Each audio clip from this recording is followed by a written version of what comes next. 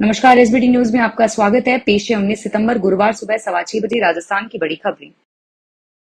देश में लोकसभा के साथ विधानसभा चुनाव करवाने के प्रस्ताव को बुधवार को केंद्रीय कैबिनेट ने मंजूरी दे दी है।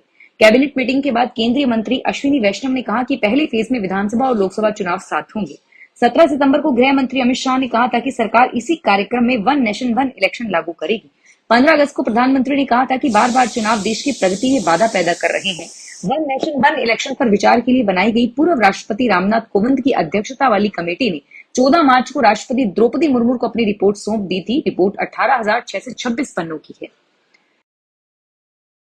कैबिनेट ने चंद्रयान 4 मिशन को मंजूरी दे दी है और इस मिशन का उद्देश्य स्पेसक्राफ्ट को चंद्रमा पर उतारना, सैंपल कलेक्ट करना और उन्हें सुरक्षित रूप से पृथ्वी पर वापस लाना है। कैबिनेट ने वीनस ऑर्बिटर मशीन और भारतीय अंतरिक्ष स्टेशन की स्थापना को भी मंजूरी दे दी। दोनों मिशन को साल 2028 तक लॉन्च करने का प्लान बनाया गया है। राजस्थान लोक सेवा आयोग की कई परीक्षाओं पर सवाल उठने के बाद भजनलाल सरकार इसके पुनर्गठन की तैयारी कर रही है, क्योंकि विधानसभा अध्यक्ष वासुदेव देवनानी ने हरियाणा लोक सेवा आयोग के बारे में अध्ययन करके एक रिपोर्ट मुख्यमंत्री भजनलाल शर्मा को सौंपी है। बताया जा रहा है कि वासुदेव देवनानी ने सीएम भजनलाल शर्मा को जो रिपोर्ट सौंपी है उसमें आरपीएससी के पुनर्गठन की बात कही है। ऐसे में भजनलाल सरकार इस रिपोर्ट की अनुशंसा पर आरपीएससी में सदस्यों की संख्या बढ़ा सकती है। दरअसल आरपीएससी के 2 सदस्यों बाबूलाल कटारा और रामूलाल रायका की गिरफ्तारी के बाद से ही आरपीएससी की कार्यप्रणाली सवालों के घेरे में है। राजस्थान कर्मचारी चयन बोर्ड ने महिला सुपरवाइजर परीक्षा 2024 के परिणाम की घोषणा कर दी। उम्मीदवार नीचे दिए गए विवरण के माध्यम से अपने परिणाम की जांच कर सकते हैं। राजस्थान महिला सुपरवाइजर परीक्षा 2024 के नतीजे बुधवार 18 सितंबर को जारी कर दिए गए हैं। राजस्थान विधानसभा में कांग्रेस के वरिष्ठ नेता शांति धारीवाल ने एक बार फिर कहा कि राजस्थान मर्दों का प्रदेश है। धारीवाल बुधवार को अलवर आए हुए थे और वे दिवंगत विधायक जुबेर खान को श्रद्धांजलि देने के लिए अलवर आए थे।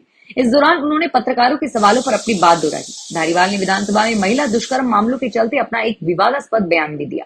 पिछली कांग्रेस सरकार में धारीवाल ने कहा कि राजस्थान मर्दों का प्रदेश है और इस बयान से कांग्रेस की काफी किरकिरी हुई। राष्ट्रपति द्रौपदी मुर्मू ने जयपुर में कहा है कि तकनीकी शिक्षा के क्षेत्र में विश्व भर में देश अग्रणी बने और इसके लिए प्रौद्योगिकी संस्थानों को विश्व स्तरीय बनाने के लिए सभी मिलकर कार्य करें। उन्होंने राष्ट्रीय तकनीकी शिक्षण संस्थानों में मौलिक दृष्टि रखते हुए कार्य करने और पर्यावरण अनुकूल तकनीक अपनाने और विकसित भारत की संकल्पना के लिए प्रतिबद्ध होकर कार्य करने का आह्वान किया। उन्होंने इस समारोह में 20 में से 12 स्वर्ण पदक छात्राओं को मिलने पर प्रसन्नता जताई और कहा कि लड़कियां आगे बढ़ती है तो देश तेजी से विकास पर आगे बढ़ेगा। उन्होंने कहा कि शोध अनुसंधान में भी छात्राएं आगे रहती है तो इससे देश वैश्विक स्तर पर अग्रणी रहेगा। गहलोत सरकार के समय बने 17 नए जिलों के रिव्यू को लेकर बनाई गई मंत्रिमंडल उप समिति के संयोजक पद से सरकार ने उप मुख्यमंत्री को हटा दिया है। उसकी जगह कैबिनेट मंत्री दिलावर को कैबिनेट सब कमेटी का संयोजक बनाया है।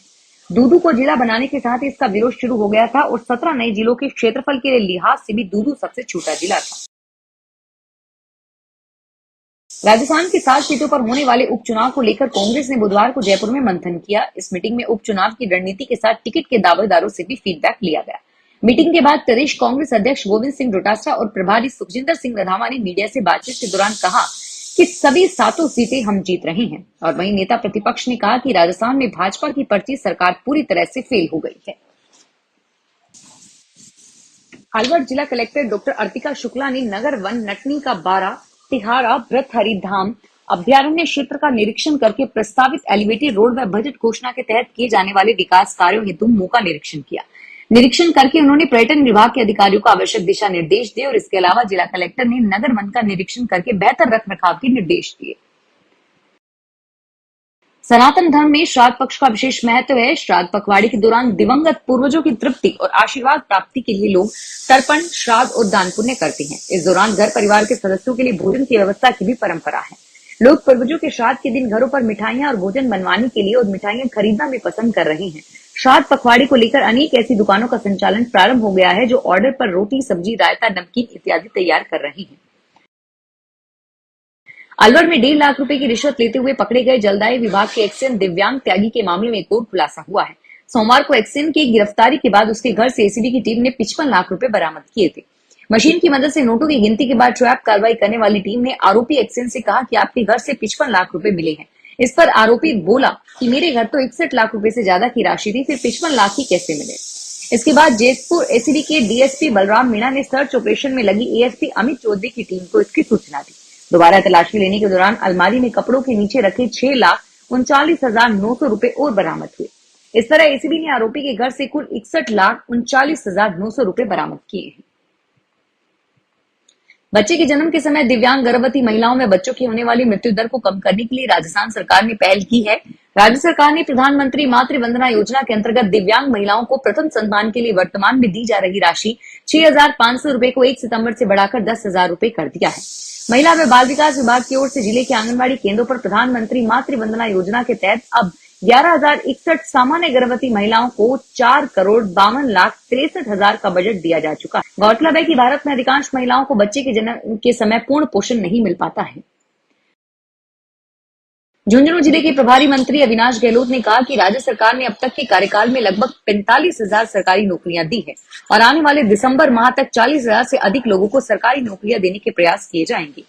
मुख्यमंत्री रोजगार उत्सव में उन्होंने चिकित्सा व स्वास्थ्य विभाग के 278 नव चयनित कार्मिकों को वेलकम किट दी। राहुल गांधी के खिलाफ हेट स्पीच देने वाले भाजपा और सहयोगी दल के नेताओं के खिलाफ कांग्रेस ने बुधवार को दिल्ली पुलिस से शिकायत की। कांग्रेस नेता अजय माकन ने कहा कि जम्मू कश्मीर और हरियाणा में विधानसभा चुनाव हो रहे हैं, इसलिए कुछ लोग देश की शांति भंग करने की कोशिश कर रहे हैं। और उधर कांग्रेस के विरोध के बीच राहुल के खिलाफ भाजपा और उसके एक अन्य सहयोगी नेता ने फिर बयान दिया। केंद्रीय मंत्री ने कहा कि राहुल गांधी विदेश में जाकर देश की प्रतिष्ठा को गिराते हुए उसका पासपोर्ट रद्द होना चाहिए। दिल्ली के उपराज्यपाल विनय कुमार सक्सेना ने बुधवार को अरविंद केजरीवाल का इस्तीफा राष्ट्रपति द्रौपदी मुर्मू को मंजूरी के लिए भेजा। साथ ही उन्होंने नई मुख्यमंत्री आतिशी के शपथ ग्रहण के लिए 21 सितंबर की तारीख का प्रस्ताव भी राष्ट्रपति को भेजा है। और इधर मुख्यमंत्री पद से इस्तीफा दे चुके अरविंद केजरीवाल अपना सरकारी आवास छोड़ेंगे। आम आदमी पार्टी के सांसद संजय सिंह ने बुधवार को कहा कि हमने सुरक्षा को लेकर उनसे कहा कि सरकारी आवास न छोड़े, लेकिन वे नहीं माने। फिलहाल इस बुलेटिन में इतना ही और फिर हाजिर होंगे तमाम बड़ी खबरों के साथ। धन्यवाद।